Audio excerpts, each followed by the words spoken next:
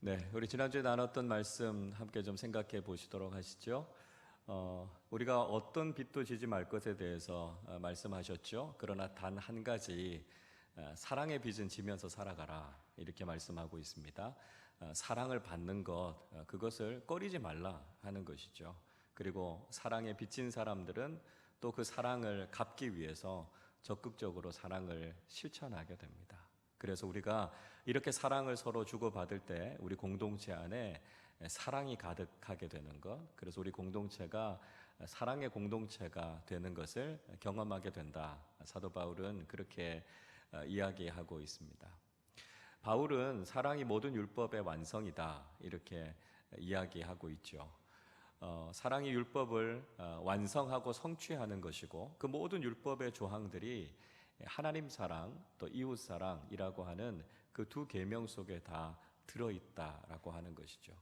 율법이 이루지 못한 일들을 결국은 사랑이 이루게 된다 하는 것이고요. 그것이 바로 예수 그리스도의 십자가의 사랑이었다 하는 말씀을 우리가 함께 나누었습니다. 바울은 때와 시기를 분별해야 될 것에 대해서 우리에게 말씀하고 있습니다. 구원의 때가 점점 더 가까워 오고 있고, 우리 주님께서 다시 오실 날이 점점 더 가까워져 오고 있는 것이죠. 그래서 우리가 다시 한번 근신하여서 믿음으로 깨어 있는 것, 그것이 우리에게 중요하다라고 하는 사실을 이야기하고 있습니다. 그리스도인 된 우리가 누구입니까? 어둠 속에 속해 있는 사람들이 아니라 빛의 자녀들이다 말씀하고 있죠. 그래서 낮에 행동하는 것처럼 단정하게 방탕하지 않고 주님의 말씀을 따라 살아가는 그리스도인으로 살아가는 것, 그것이 바로 이 혼란한 시대를 거룩한 그리스도의 사람으로 살아가는 길이다 하는 것을 이야기해 주고 있습니다.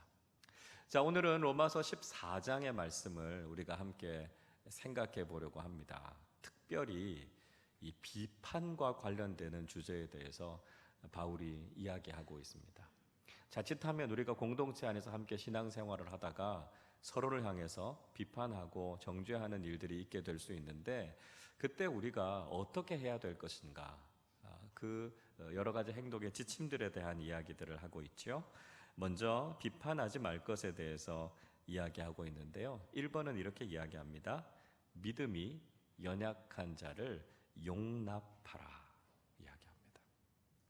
믿음이 연약한 사람들이 있을 때 그 사람들을 우리가 용납해 줄 수 있고 받아들여 줄 수 있는 공동체가 건강하고 좋은 공동체라는 것을 이야기하고 있는 것이죠. 자, 1절 말씀 우리 같이 한번 읽어보겠습니다. 믿음이 연약한 자를 너희가 받되 그의 의견을 비판하지 말라. 믿음이 연약한 자를 받으라, 이렇게 이야기하고 있습니다. 사실 조심스러운 건 누가 믿음이 연약하냐라고 하는 거죠. 우리가 어떤 사람을 가리켜서 저 사람 믿음이 참 좋아, 또 어떤 사람을 가리켜서 저 사람 아직 믿음이 좀 미성숙해, 약해, 이렇게 이야기하는데요. 우리가 그것도 사실은 판단하는 게 조심스럽다는 거죠. 왜냐하면 우리의 주관적인 판단일 수 있다라고 하는 거죠. 그래서 누군가의 믿음이 연약하다 이렇게 판단하는 것도 우리가 아주 조심스럽게 해야 된다라고 하는 것이죠. 자, 바울이 오늘 본문에서 믿음이 연약한 자 이렇게 이야기하고 있는 것은 크게 두 가지 종류의 사람들을 가리키는 것이다. 성경학자들이 일반적으로 그렇게 해석을 합니다. 먼저 첫 번째 부류의 사람들은 어떤 사람들이냐 하면 이방 신에 빠져 있는 이방인들이 예수 그리스도를 믿고 그리스도인이 된 사람들, 이방신을 섬기고 이방신을 섬기는 행위에 빠져 있던 사람들이 구원받고 예수 그리스도를 믿게 된 사람들이 있다라고 하는 거죠. 자, 특별히 우리가 이 로마서 14장의 말씀을 읽는 동안 이 우상의 제물과 관련되는 문제를 이야기하고 있다라고 하는 배경을 여러분들이 잘 이해하셔야 됩니다. 그러니까 당시의 사회에서 유통되고 있었던 정육점 같은 데 나오고 있는 육고기 있잖아요. 이런 것들이 이미 다 우상의 제단에 다 바쳐졌다가 시장으로 나온 것이었습니다. 자, 그러니까 이런 우상의 제물을 먹는 문제에 대해서 신앙을 가지고 있는 그리스도인 사이에서 적지 않은 논쟁들이 일어나고 있었습니다. 그래서 이런 우상의 제물을 먹어도 되느냐, 되지 않느냐라고 하는 것을 가지고 논쟁이 일어나고 있는 상황 속에서 바울이 지금 도움이 되는 이야기들을 하고 있는 것이죠. 그러니까 이방신을 섬겼던 믿음이 연약하다고 표현된 이 그리스도인들은 그 우상 숭배하는 걸 다 봤잖아요. 그리고 그 고기가 다 우상에게 바쳐졌다가 나온 걸 봤기 때문에 그리스도인들이 그것을 먹는 것에 대해서 이건 하면 안 되는 행동이다. 그들이 그렇게 생각했다라고 하는 것이죠. 자, 두 번째 믿음이 연약한 사람들의 부류 어떤 사람들이냐면 유대교 신앙에 빠져 있다가 잠겨 있다가 예수 그리스도를 믿게 된 사람들, 개종한 사람들을 이야기하죠. 특별히 유대인들은 율법에 따라서 먹지 말아야 될 고기들이 있었습니다. 레위기 11장의 말씀에 보면 유대인들이 부정하게 생각하는 음식들이 있지 않습니까? 그래서 먹지 못하는 고기들의 종류가 있었습니다. 그런데 그리스도인들이 그걸 그냥 자유롭게 막 먹는 거예요. 그걸 보면서 이건 아니지 않는가? 이렇게 비판하는 사람들이 있었다라고 하는 것이죠. 자, 가장 중요한 전제는 이겁니다. 그리스도인에게는 모든 것이 자유하다는 거예요. 그리스도 안에서 더 이상 율법도 세상적인 그 어떤 것도 그리스도인의 삶을 얽어맬 것이 없다라고 하는 것이 가장 중요한 전제입니다. 그러나 오늘 본문에 이야기하는 이 믿음이 연약하다고 표현된 사람들, 그 사람들의 눈으로 보기에는 그것이 비판거리가 될 수도 있고요. 그것이 시험거리가 될 수도 있다는 거죠. 어떻게 우상에게 바쳐진 고기를, 율법이 금하는 고기를 먹을 수 있지? 이렇게 이야기하는 사람들이 있다는 거예요. 자, 그런 사람들에 대해서 우리는 믿음이 성숙하니까, 우리는 그것을 먹어도 전혀 신앙의 양심에 거리낌이 없으니까 그 사람들을 향해서 비판하거나 업신여길 것이 아니라 그들의 연약함을 어떻게 하라고요? 받아들여 주라는 거예요. 받아들여 주라. 이해해 주라 하는 것이죠. 우리가 신앙생활을 오래 하신 분들 같은 경우는 우리가 교회 생활하는 것이 그렇게 불편하지 않고 낯선 것이 그렇게 많지 않습니다. 그런데 신앙생활을 얼마 하지 않으신 분들은 사실은 교회에서 하는 많은 일들이 다 낯설 수밖에 없어요. 그러다 보니까 아주 기초적이지만 그런 질문들이 끊임없이 일어나게 될 수밖에 없습니다.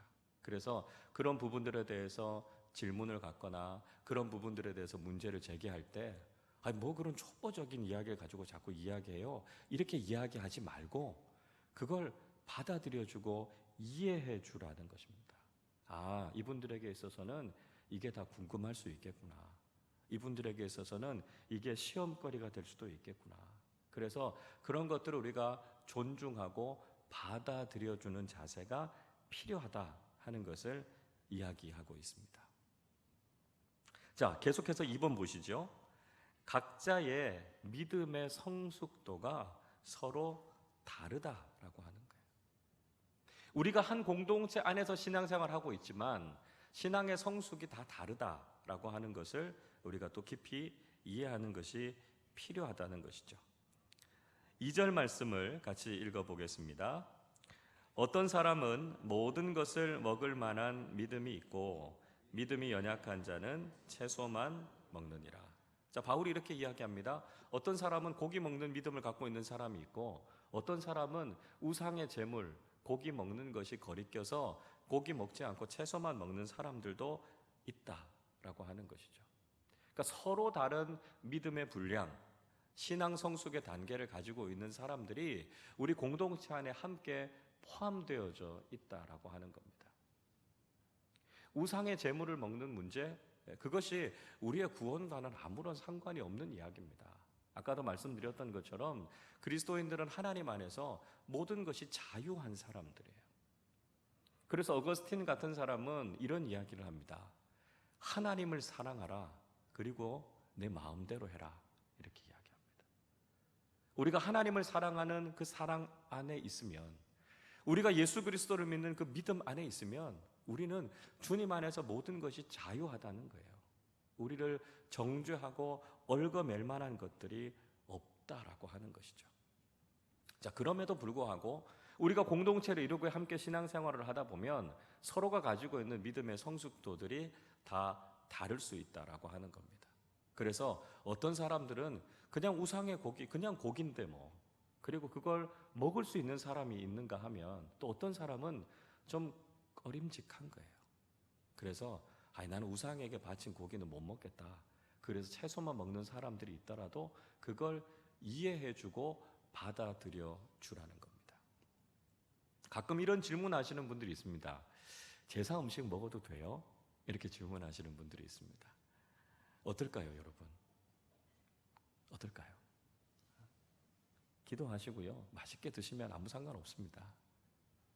근데 또 어떤 분들은 그래도 이거 제사에 드려진 음식인데 꺼림직해서 저는 안 먹었어요. 그래도 괜찮습니다. 각자가 가지고 있는 신앙의 분량들이 다른 거예요. 그래서 주님 앞에서 우리가 가지고 있는 신앙의 양심에 따라서 그 행동을 할 때 그걸 우리가 인정해주고 받아들여 주는 것이죠.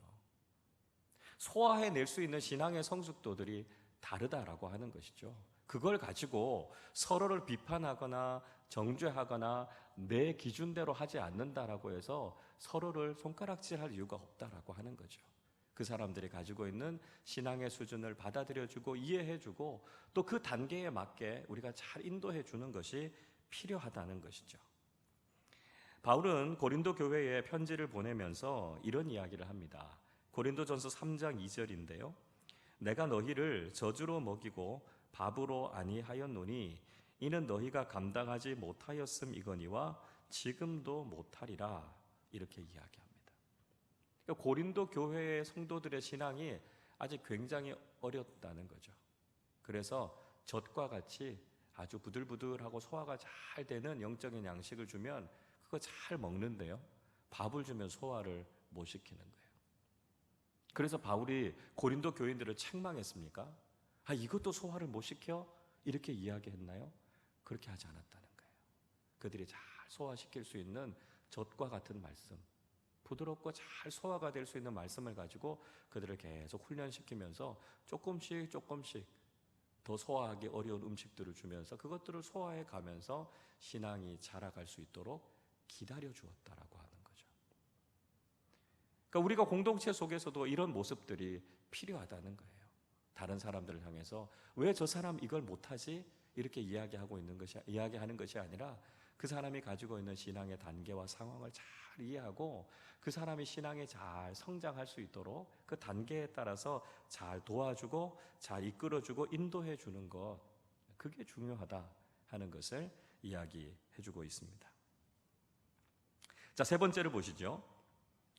서로 업신여기고 비판하지 말라.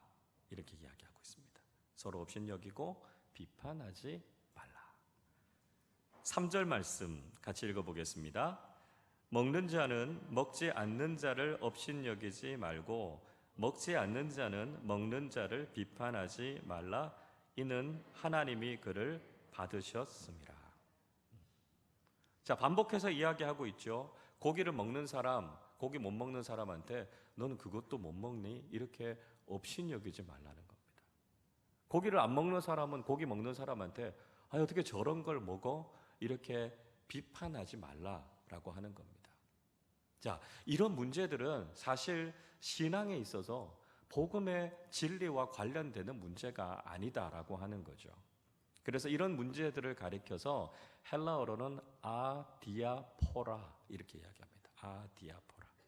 무슨 얘기냐면 무시해도 될 만한 거다라고 하는 거죠. 대수롭지 않은 것이다 라고 하는 겁니다. 신앙의 핵심과 큰 상관이 없는 것, 복음의 진리와 큰 상관이 없는 것, 그래서 이 부분에 대해서 성경이 분명하게 명령하기보다는 개인의 신앙의 양심에 맡기고 있는 부분들이 있다라고 하는 거죠. 이것을 가지고 이런 비본질적인 문제를 가지고 서로 정죄하거나 비난하거나 그것들 때문에 공동체를 깨트리지 말라 하는 것을 이야기해 주고 있습니다. 중요한 건 뭐냐 하면 믿음이 성숙한 사람이든 그렇지 않은 사람이든 고기를 먹는 사람이든 그렇지 않은 사람이든 하나님께서 받아주신 사람들, 하나님의 자녀가 됐고 하나님께서 구원해 주신 존귀한 사람들이라는 거예요.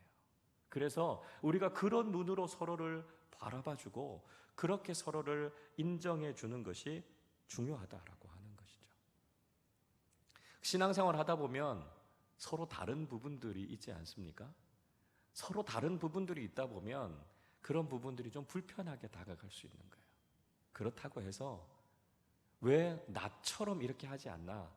이렇게 서로를 바라보고 비판하거나 정죄할 것이 아니라 그 사람들이 가지고 있는 모습을 우리가 그대로 인정하고 받아들여 줄 수 있는 마음이 필요하다라고 하는 것이죠. 그래서 공동체 안에서 이런 서로 다름 때문에 서로 비판하거나 정죄하게 되면 결국은 공동체가 깨지게 되는 그런 아픔을 경험하게 된다는 것이죠. 갈라디아서 5장 15절 말씀 보면 이렇게 이야기합니다. 만일 서로 물고 먹으면 피차 멸망할까 조심하라. 이렇게 이야기하고 있습니다. 그러니까 믿음의 공동체 안에서 서로를 향해서 비판하고 서로를 향해서 정죄하면 결국은 우리가 같이 망할 수밖에 없다라고 하는 거죠. 우리가 믿음의 공동체 안에 있을 때 이것이 복음의 진리와 관련되는 문제가 아니라면 서로가 가지고 있는 신앙의 여러 가지 다양한 성향이나 취향들이 있을 때 그걸 존중해주고 이해해주라 하는 것입니다. 여러분, 우리가 믿음의 삶을 살아가는 데 있어서 우리는 굉장히 큰 위기의 상황 속에서 살아가고 있지 않습니까? 외적인 위기도 사실은 굉장히 큰 위기입니다. 무신론이라고 하는 것이 끊임없이 우리에게 도전해 오고 있고요. 반기독교적인 문화, 동성애와 같은 것들, 이단과 사이비들 끊임없이 교회 밖에서 교회를 흔들고 무너뜨리려고 하는 외적인 위기의 요소들이 많이 있습니다. 그런데 정말 더 심각한 위기는 교회 내부에서 일어나는 갈등들이죠. 우리가 서로를 이해하지 못하고 용납하지 못하고 우리 안에서 정죄하고 나뉘어지고 하는 것이 결국은 교회 공동체를 가장 어렵게 하는 가장 중요한 위기다라고 하는 것이죠. 그래서 공동체 안에서는 서로를 비판하거나 정죄할 것이 아니라 서로 격려하고 축복해 주어야 한다는 것이죠. 교회와 교회가는 서로 경쟁 상대가 아닙니다. 우리가 함께 하나님 나라를 세워가기 위해서 하나님께서 우리 각자를 지역 교회로 세워두신 겁니다. 그러니까 우리가 주변에 있는 교회들을 그리스도의 이름으로 축복하는 거죠. 우리 교회뿐만이 아니라 주변에는 많은 교회들이 정말 복음 위에 건강하게 잘 세워져서 하나님 나라라고 하는 숲을 함께 이루어가는 우린 동역자가 되어야 하는 겁니다. 그래서 교회 십자가들을 보면 여러분 축복해 주십시오. 하나님, 저 교회가 부흥하게 해주시고 저 교회가 말씀 위에 바르게 서게 해주시고 하나님께서 맡겨주신 사명을 잘 감당하게 해주십시오. 이게 무엇보다도 중요한 것입니다. 그래서 공동체 안에서는 서로 사랑하고 격려하고 용납하고, 또 교회는 교회가 서로를 지지하고 격려해 주어서 하나님 나라를 위한 일꾼들이 함께 되어가야 된다는 거죠. 그래야 교회가 바로 설 수 있고요, 세상을 향한 선한 영향력을 미칠 수 있다 하는 것이죠. 자, 네 번째로 보시죠. 주님께서 각 사람을 세우셨음을 기억하라 하는 것입니다. 하나님께서 그 사람들을 세워주셨다. 주님께서 그 사람들을 세워주셨다는 것을 기억하라는 것이죠. 4절 말씀 같이 읽어보겠습니다. 남의 하인을 비판하는 너는 누구냐? 그가 서 있는 것이나 넘어지는 것이 자기 주인에게 있음에 그가 세움을 받으리니 이는 그를 세우시는 권능이 주께 있습니다. 다른 사람의 하인을 비판하지 말라 이렇게 이야기합니다. 그러니까 하인들은 스스로 어떤 행동을 하는 게 아니잖아요. 주인의 명령에 따라서 주인이 시키는 대로 행동하는 겁니다. 그러니까 하인들을 보고 비판할 것이 아니라 주인의 뜻을 아는 게 중요한 거죠. 주인이 왜 이렇게 하라고 했을까? 주인이 왜 이런 행동을 하도록 시켰을까? 주인의 마음을 알고 이해하는 것이 중요하다라고 하는 거죠. 우리가 식당이나 어떤 상점을 갔을 때 가끔씩 이렇게 직원들을 보고 이렇게 막 화풀이를 하시는 경우들이 있습니다. 근데 그럴 이유가 없다라고 하는 거죠. 고용한 사람, 그 책임자가 어떤 일들, 어떤 생각을 가지고 그런 일들을 지시했는가, 시켰는가라고 하는 걸 알아야 되는 거고요. 컴플레인을 해도 그분들한테 이야기를 해야 된다라고 하는 거죠. 왜냐하면 그분들이 시키고 또 그분들이 이야기한 지시에 따라서 그 사람들이 행동하고 있기 때문에 그렇다는 것이죠. 마찬가지입니다. 교회를 섬기는 주님의 일꾼들도 주님의 말씀에 따라서 그 일을 하고 있는 것이고요. 주님의 말씀에 순종해서 그 일을 하고 있는 것이죠.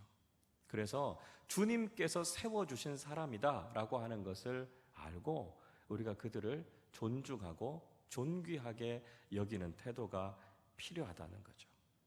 가끔 보면 교회에서 이렇게 봉사하시는 분들을 좀 이렇게 하대하시는 분들을 가끔 보게 됩니다. 근데 그분들이 섬기는 것 다 존귀한 하나님의 자녀들인데요. 하나님께서 자원하는 마음을 주셔서 각자 섬기는 자리에서 일하고 섬기고 있지 않습니까? 그렇다면 우리가 그분들을 존귀히 여길 수 있는 마음이 필요하다라고 하는 거죠. 우리와 똑같은 형제 자매들입니다. 우리와 똑같은 하나님의 자녀들입니다. 너무나 존귀한 분들이 주님을 위해서 교회를 섬기고 있다라고 하는 것이죠. 그래서 그렇게 섬겨주시는 분들이 정말 귀하구나, 참 감사하다, 이런 마음을 가지고 그분들을 존중해 주셔야 된다는 거죠. 왜요? 주님께서 그분들을 구원해 주셨고 주님께서 그분들에게 그 직분을 맡겨주셔서 그 일을 감당하고 있으니까요. 우리가 그 일을 깨닫는다면 그 사람들을 향해서 우리가 비판할 것이 아니라 주님께서 맡겨주신 일을 감당하고 있는 그들을 우리가 존귀하게 여길 수 있는 것이 필요하다 하는 것을 깨달아야 한다는 것이죠.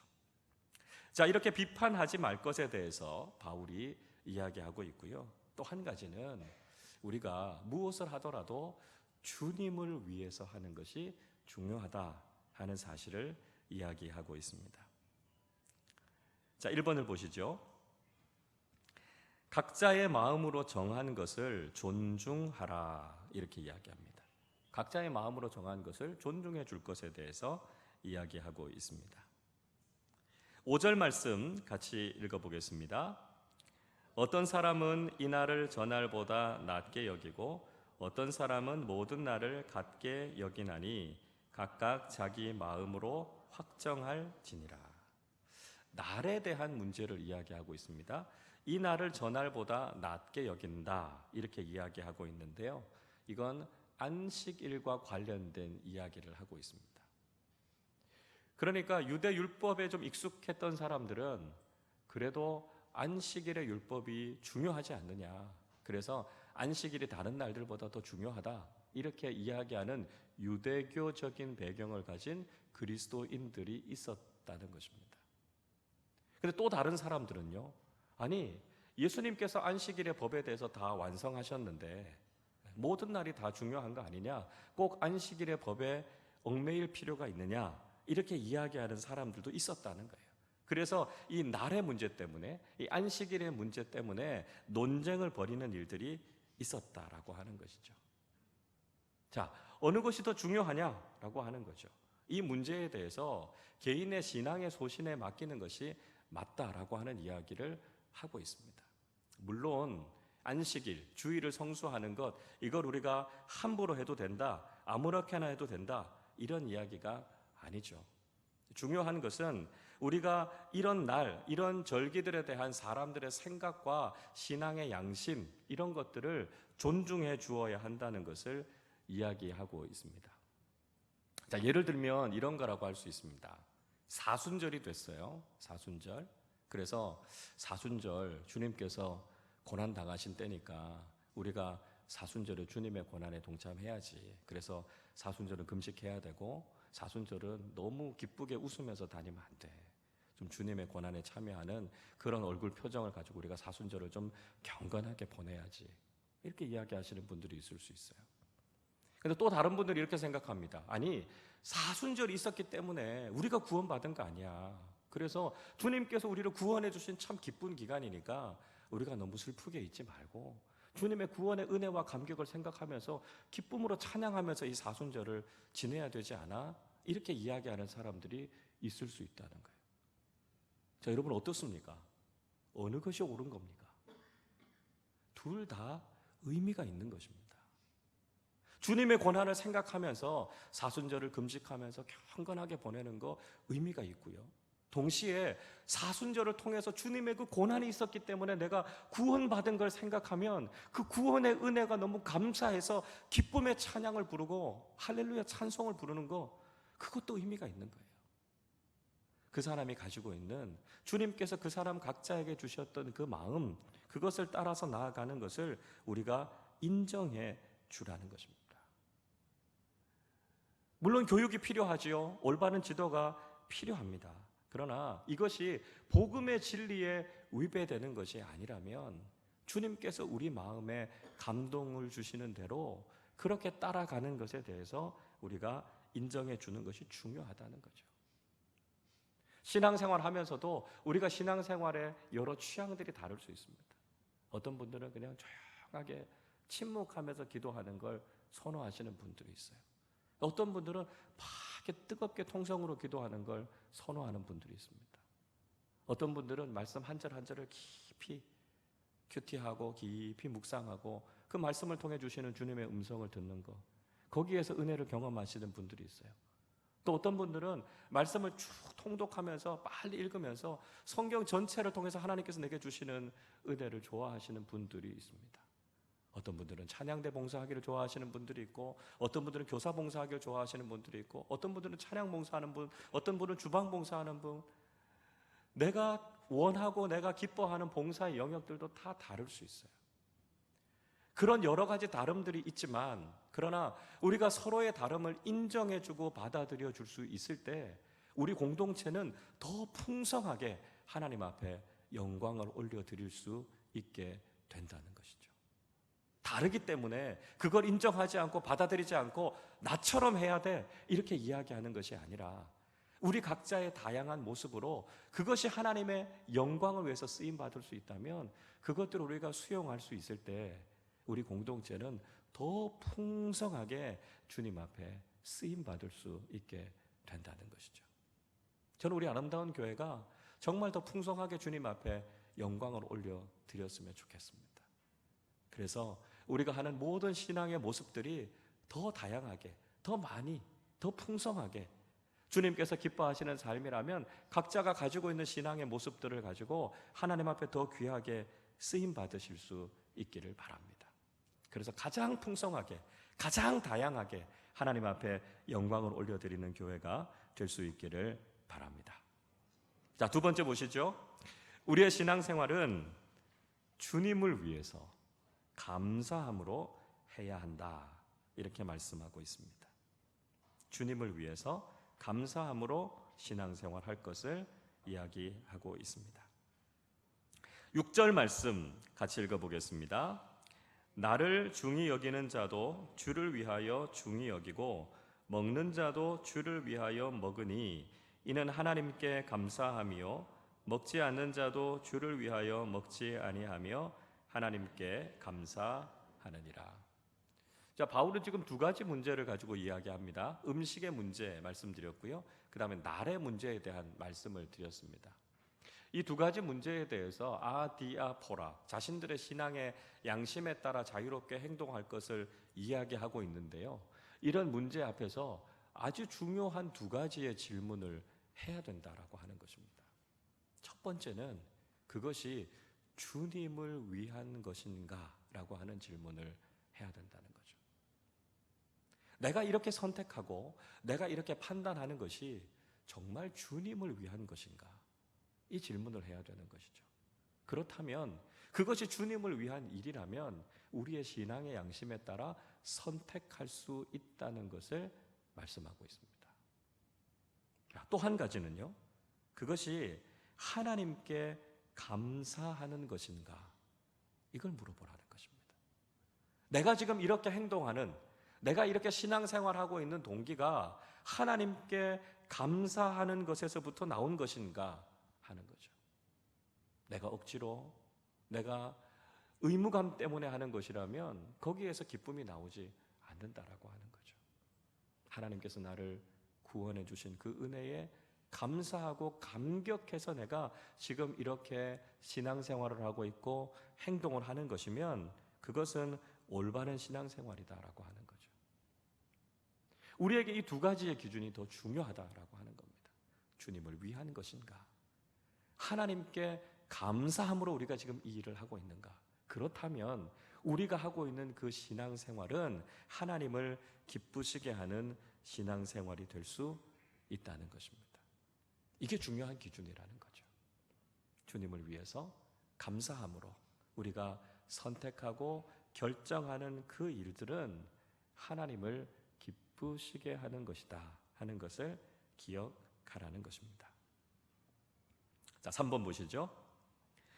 그리스도인이라면 자신을 위해서 살지 않는다 이야기하고 있습니다. 7절 말씀 같이 읽어보겠습니다. 우리 중에 누구든지 자기를 위하여 사는 자가 없고 자기를 위하여 죽는 자도 없도다. 바울은 그리스도인의 모습에 대해서 단적으로 이야기합니다. 그리스도인은 누구든지 자신을 위해서 사는 자가 없다 이렇게 이야기합니다. 그리스도인은 오직 그리스도를 위해서 사는 사람이 그리스도인이라는 것이죠. 죄의 본질이 무엇입니까? 죄의 본질은요, 자기를 위해서 사는 거예요. 자기의 영광을 추구하고 자기 사랑을 추구하는 것이 죄의 본질입니다. 그렇다면 의의 본질은 뭡니까?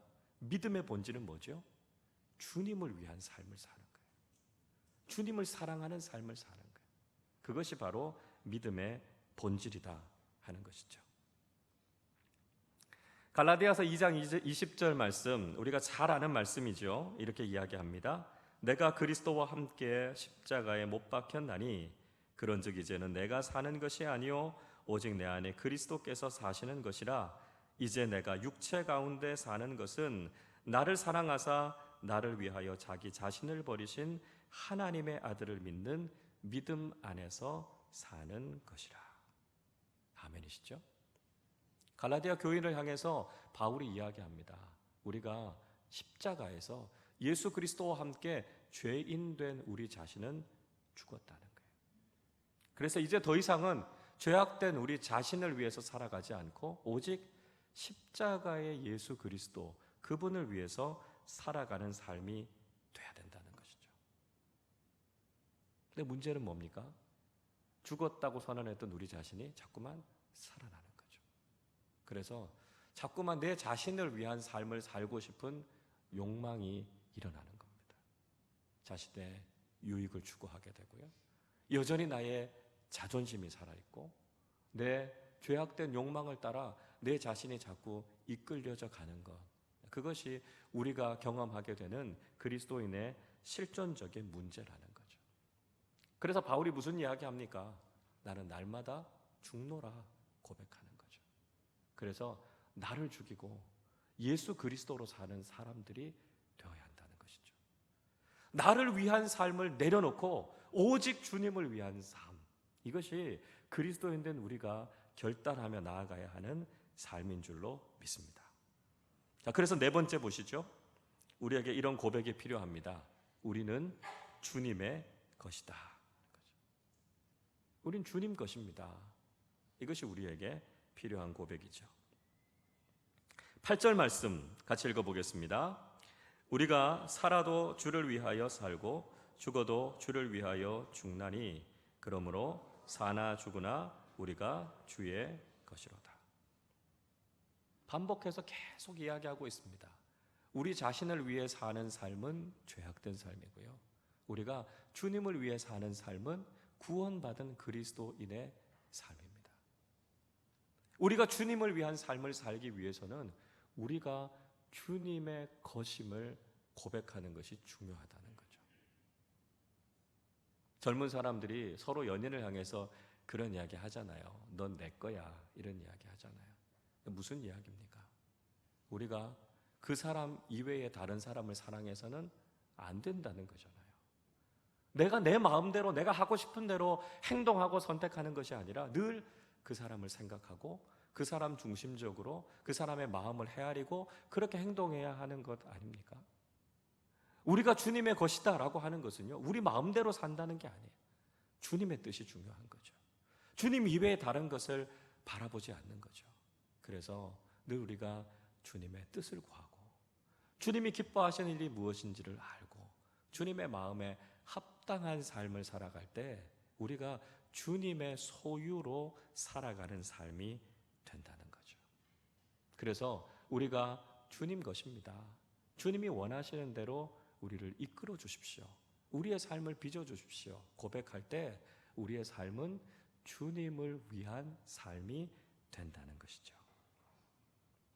자, 마지막으로 바울은 형제 자매를 비판하는 것과 관련해서 우리가 형제 자매를 비판하게 될 때 하나님의 심판대 앞에서는 무서운 결과를 낳게 될 것이다 하는 것을 이야기하고 있습니다.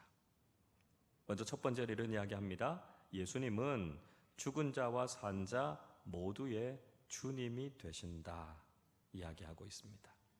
9절 말씀 같이 읽어보겠습니다. 이를 위하여 그리스도께서 죽었다가 다시 살아나셨으니 곧 죽은 자와 산 자의 주가 되려 하심이라 말씀합니다. 자, 우리가 함께 신앙생활하고 있는 형제 자매들 어떤 사람들입니까? 주님께서 기꺼이 그 사람을 구원하시기 위해서 죽어주셨다라고 하는 것이죠. 그만큼 존귀한 사람들이라는 것입니다. 그래서 모든 사람들의 주님이 되신다라고 하는 것이죠. 그러니까 우리가 함께 신앙생활하고 있는 형제 자매들이 그만큼 소중한 존재들이고요. 우리가 그 존재들을 바라볼 때 저분은 주님께서 대신 죽어주실 만큼 그렇게 존귀한 사람들이구나. 저 사람들이 바로 주님의 사람들이구나 하는 것을 우리가 고백하게 된다는 것이죠. 자, 그래서 2번에서 이렇게 이야기합니다. 형제 자매를 비판하는 사람은 하나님의 심판대 앞에 선다는 거예요. 주님이 위해서 당신의 생명을 내주실 만큼 그렇게 귀한 사람들입니다. 그런데 우리가 그 사람들을 함부로 비판한다면 주님께서 우리를 심판하실 것이다. 이렇게 이야기하고 있는 거죠. 10절 말씀 같이 읽어보겠습니다. 내가 어찌하여 내 형제를 비판하느냐? 어찌하여 내 형제를 업신 여기느냐? 우리가 다 하나님의 심판대 앞에 서리라. 자, 이런 관점에서 우리가 형제 자매를 비판하는 것 하나님의 심판을 받는 무서운 일이라는 거예요. 왜요? 주님께서 그 모든 사람들의 주인이 되시죠. 주님이 되시는 거예요. 그러니까 보이는 형제 자매를 비판하고 비난하는 것은 결국 보이지 않는 주님을 비난하고 비판하는 것과 똑같다는 거죠. 우리가 이런 일들을 하고 하나님의 심판을 피할 수 없게 되는 거죠. 그래서 하나님의 심판대 앞에서는 무서운 결과를 낳게 될 것이다 라고 하는 거죠. 그러니까 우리가 형제 자매를 향해서 절대 비판하지 말아야 된다 이야기하고 있습니다. 예수님께서 마태복음 5장 22절 산상수훈의 말씀에서 이런 말씀하고 있습니다. 나는 너희에게 이르노니 형제에게 노하는 자마다 심판을 받게 되고 형제를 대하여 라가라 하는 자는 공회에 잡혀가게 되고 미련한 놈이라 하는 자는 지옥불에 들어가게 되리라 말씀합니다. 형제를 비난하고 욕하는 것이 얼마나 무서운 것인지 예수님께서 이야기하고 있는 거예요. 형제 자매를 향해서 분노하거나 욕하거나 미련하다고 말하는 사람들은 지옥의 형벌을 면하지 못할 것이다 이야기하고 있습니다. 비판하고 비난하는 게 이렇게 무서운 겁니다. 그래서 우리가 형제 자매를 향해서 절대로 비판하고 비난하지 말아야 된다라고 하는 것을 다시 한번 깨닫게 되는 거죠. 물론 부족한 부분들이 있을 겁니다. 물론 연약하고 모자란 부분들이 있을 겁니다. 그렇다면 비난하기보다는 위에서 기도해 주는 거죠. 하나님, 저분이 바르게 잘 서게 해 주십시오. 하나님의 자녀답게 성숙한 믿음의 사람답게 살아가게 해 주십시오. 우리가 위에서 기도하고 격려하는 것이 중요하다라고 하는 것이죠. 자, 3번 보시죠. 믿음의 사람들은 하나님께 고할 수 있는 특권이 있다. 이렇게 말씀합니다. 11절 12절 같이 읽어보겠습니다. 기록되었으되 주께서 이르시되 내가 살았노니 모든 무릎이 내게 꿇을 것이요 모든 혀가 하나님께 자백하리라 하였느니라. 이러므로 우리 각 사람이 자기 일을 하나님께 직분하라. 얻고 하리라. 하나님의 자녀가 된 사람들, 하나님의 소유가 된 사람들은요, 하나님께 짓고 직접 고할 수 있는 특권이 있다라고 하는 거죠. 하나님께 기도할 수 있는 건 아닙니까? 우리가 우리의 마음과 우리의 심경을 주님 앞에 내어놓을 수 있는 그런 특권이 있습니다. 기도라고 하는 것, 우리가 해야 하는 마땅한 의무이기도 하지만 우리가 하나님 앞에 우리 자신의 마음을 직접 해서 고할 수 있는 특권이기도 하다는 것이죠. 시편의 말씀 읽어보면 시편 중에 절반은 다윗의 기도와 찬양 아닙니까? 그 내용 속에 다윗이 하나님 앞에 자기 자신의 마음을 다 쏟아내고 하나님 앞에 고하고 있습니다. 자기 자신을 힘들게 하고 괴롭히는 사람들, 하나님 저 사람들 심판해 주십시오. 저 사람들 벌 주십시오. 하나님 저 사람들이 다시 하나님을 대적해서 일어서지 않게 해주십시오. 하나님 앞에 다 고하지 않습니까? 아주 적나라하게 그 사람들에 대해서 하나님 앞에 다 아뢰입니다. 그리고 그들을 향한 하나님의 심판이 임하게 되는 것을 보게 되죠. 믿음의 사람들은 하나님 앞에 직고할 수 있는, 하나님 앞에 아뢰일 수 있는 특권이 있는 겁니다. 그래서 우리가 형제 자매들을 비판한다라고 하는 것은요, 오히려 하나님께 영적인 고발을 당할 수도 있는 거예요. 하나님 앞에 기도하면서 그런 억울한 심경들을 하나님 앞에 내어놓을 때 하나님께서 그 기도를 들으시고 하나님께서 판단하신다라고 하는 것이죠. 그래서 우리가 형제 자매들의 연약하고 부족한 모습들을 보고 비판하는 것에 대해서 다시 한번 조심해야 된다라고 하는 거죠. 우리가 다시 한번 성숙하게 그 사람들을 용납하고 이해하고 공동체 안에서 잘 세워져 갈 수 있도록 격려하는 것들이 필요하다는 것이죠. 부족하고 연약한 사람들을 믿음 안에 함께 세워나가는 공동체가 건강하고 바른 공동체라는 것이죠. 우리 공동체 안에서 서로 다른 믿음의 분량을 가지고 있는 사람들을 우리가 다시 한번 주님의 사랑으로, 주님의 말씀으로 격려하고 세워감을 통해서 우리 공동체가 더 성숙해져 나가고 더 풍성하게 주님 앞에 영광을 돌려드리는 귀한 믿음의 공동체, 귀한 믿음의 사람들로 서시기를 주님의 이름으로 축원합니다.